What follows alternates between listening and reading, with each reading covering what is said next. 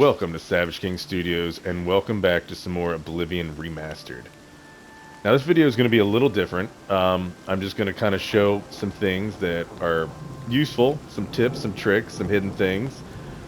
Mostly, I've seen people online complain about lockpicking, saying it's too hard, it's just dumb, blah blah blah, all that good stuff. So I'm going to make this real easy for everybody. The hardest part of this is becoming level 10. Once you are level 10, you must travel to the Shrine of Nocturnal, which is what we're looking at right here.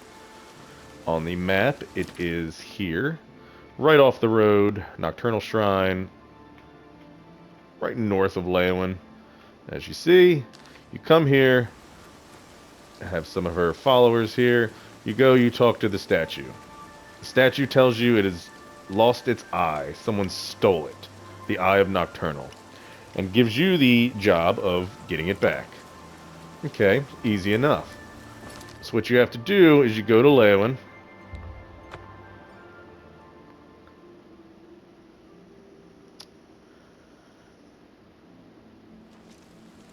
Once here, you're going to go into the town. You can talk to people. I don't remember who, if you have to talk to a specific person, but it's not hard. It's very easy. And basically, you find out that two Argonians, which are the lizard people in Oblivion, and any Elder Scrolls for that matter, Hello. they have stolen the Eye of Nocturnal. So, where's the house?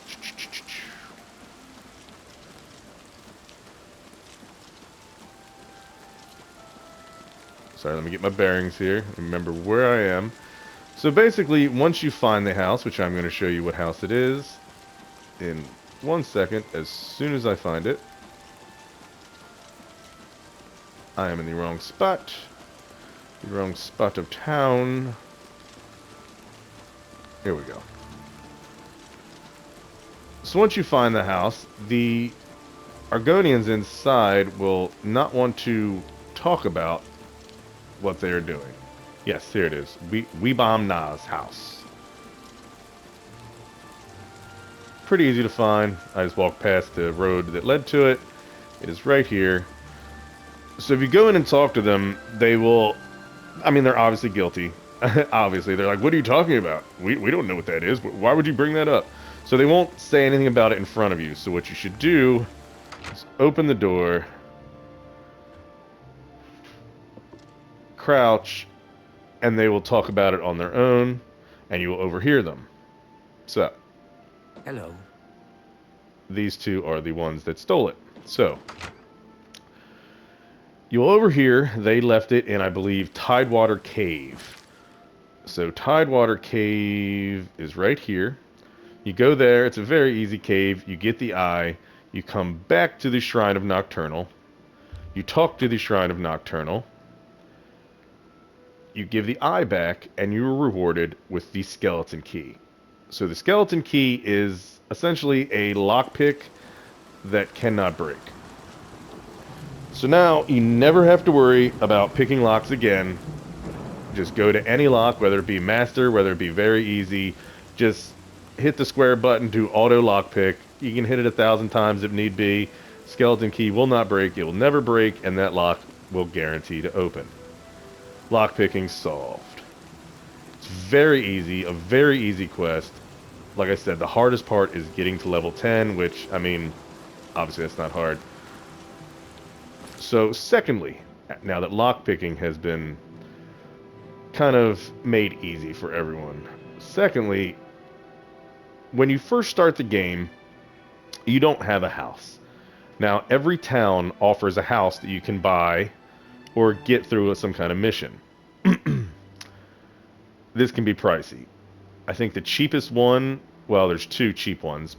The cheapest is in Imperial City, but it comes unfurnished. The other one I'll get to in a second.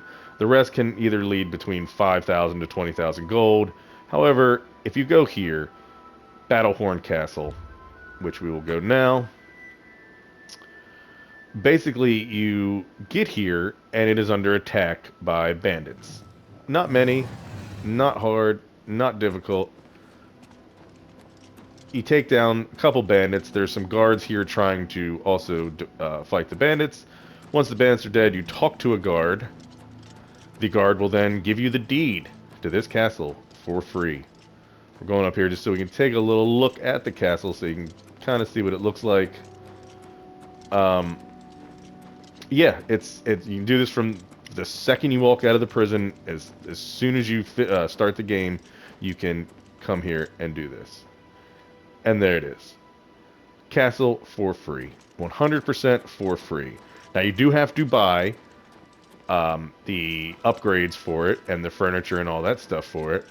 Which, I mean, it's not too bad. I think each one's like 2,000, might go up to like 4.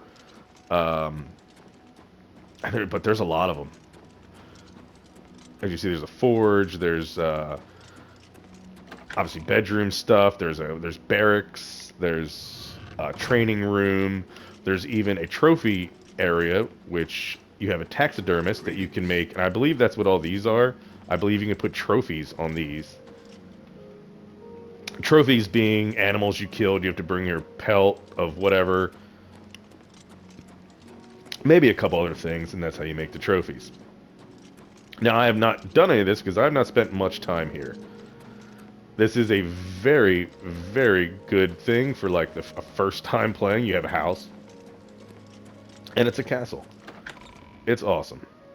However, there is another place that I've always gotten in the beginning of the game, in the original game,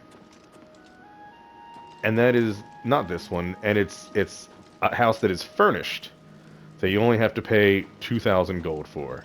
Now, I will show you that in 1 second. I just wanted to show off a little bit of the inside of this. Now, I don't remember this being in the original game. It may have, but if it was, I never knew about it. And there's a handful of other places like this, which leads me to believe that it was added later, or maybe even with the remaster of this, because I had never heard of any of these back in the day. So there's a couple other places, like I said. There's like a mage tower that's really cool that you can get for free, that has a portal to every mage guild in the game. And that's pretty badass. We'll touch on those later. There's also like a cove, like a pirate cove you can get and then completely upgrade, and there's a handful of things. We'll get to them later, if not in another video. But first things first, let me go to the house I've always gotten in this game first because it was so cheap. Now this costs 2,000 gold. You have to do a quest for it, but it's the only house you get that is completely furnished for 2,000 gold. And it's this house right here in Anvil. Now what you want to do to get this house is all the way at the end of the street. There's a bar. I will run over there so you see which place it is, so you're not confused.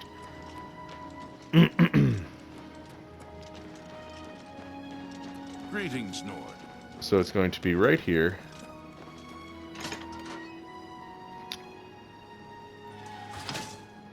Now I've already done this, so he's not here, but once you go in here, there'll be a guy, I believe he's got a little red shirt, and he says he'll sell you a mansion for cheap, for 2,000 gold. Okay, sounds good. You do that. The mission's not hard. It's a bit back and forth, but you get this house, you get the deed for this house, you go in this house. It looks old. It looks kind of abandoned. You go to sleep in the house for the first night, you get attacked by ghosts. Come to find out, the house is haunted. Now, keep in mind for that, if you're going to do this quest, you're going to need either a magical weapon, magic, or a silver weapon to kill the ghosts. So any ghost, spirit, lich, any of that good shit, they have...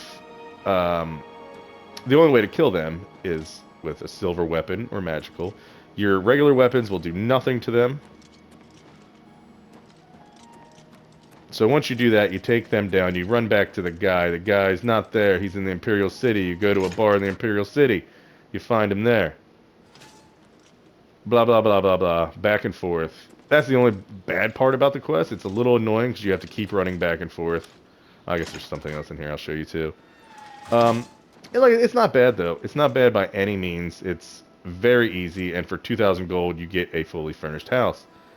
Now this little guy. By Azura, it's the Grand Champion. I can't believe it's you standing here next to me. So you get this guy for becoming the Grand Champion of the arena. The arena is one of my favorite quest lines in the game. It's just fun. It's just an arena. You kick ass. It's great. Once you do, this guy will follow you around. He's useless. He's strange. It's the Grand Champion. So I just leave him here. He just stays at my house. I don't know. Keep the fire going or something. I don't know. Make me a sandwich. Do whatever your job is. Figure it out. So next thing, I've talked about this in my last video about getting to be 100% invisible. I have accomplished this. I, obviously not currently. This is what I look like currently. Looks a little crazy, but, so I will show you that. So, just in case you didn't see the other video, once you go into an Oblivion gate, you get all the way to the top of the tower. There's the Sigil Stone. Now, the Sigil Stone has random magical properties, meaning you'll get something different every time you pick it. So if you're looking for something specific, save right before you pick it up. If you don't get what you want, load and keep doing this. This could be easy. This could be very annoying. Some of these I got on the first try. Other ones took over an hour until I got the Chameleon. So what you're going to want is Chameleon 20%. If you're over level 10. I would wait until you're over level 10 because then you get the better stones. Before that, I think it's like 10% or something. Above level, I think 14, you start getting the even better ones that are 25%. But with the amount of armor you have, you can do it with the 20 ones. So I picked light armor to put these on. And it's very easy. You just go to the stone in your inventory. I don't have any on me now. But you click the stone and then you just put it on whatever you want. It's very easy. So now I have a full set of Chameleon armor. Like I said, I made it light so people don't hear me. And I can put everything away and it's not a lot of weight and I can carry a bunch more. So, yep, that's what I look like. I am 100% invisible. I'll try and show off an example of that. So I'm crouched, I'm right in front of him. As you can see, I'm still not detected. I could even punch him in the face. He has no idea what happened. He runs away terrified. No one will see you do anything. You can walk in anywhere. Here's a store, it's open. Just walk in the store. I'm standing right in front of him. As you can see, my cursor in the middle still shows I'm undetected. I can just grab whatever, mine. What you got in here? He does kind of still, because he hears me, so he just kind of still look at me, but I am completely undetected. Take whatever you want. And this works for everything in the game. This does essentially break the game. Because nothing is hard, no one will attack you. No one can see you. The only people that will still come up and like act like they see you is if you get look, he's still scared. If you get like a message from someone like quest line and the messenger has to find you, they will still be able to see you. Other than that, no one else. I mean, if you go up and talk to someone, they will still acknowledge you were there. But even I would think twice before going into one of those Oblivion gates. Well done. Well, thank you. Always gotta love the appreciation of the people. So you can still talk to people. They acknowledge that you're there if you talk to them. Otherwise, you can do anything. Now, there's a Thieves Guild, and I didn't have this when I did 90% of that, which if I did, it would make that insanely easy. Just walk in, take it. You don't even have to be stealth. You don't have to do anything. But this is another way to quickly level up. Now you can just walk around like this, and technically you're always sneaking because they can't see you. So if sneak is one of your perks that you need to level up, perfect. That being said, another thing that always a little tip that always worked out. When you build your character, if you put athletics and acrobatics into the things you need to level up, you level up just by running and jumping. So you can literally just run around, do this, and level up. This is why I don't really use the horse very much. I still have the horse from the original part of the game that you get from Wayne and Pryor. Now, I love this game. This is one of my favorite games of all time. I've put insane amount of time on it already it's only been out for like a week. I think I'm at like 80 hours or something. I'm already the head of the Fighters Guild, the Thieves Guild. I'm the Grand Champion of the arena, the hero of this, the hero of that, bunch of other titles. Actually, I can kind of show you that. There you go.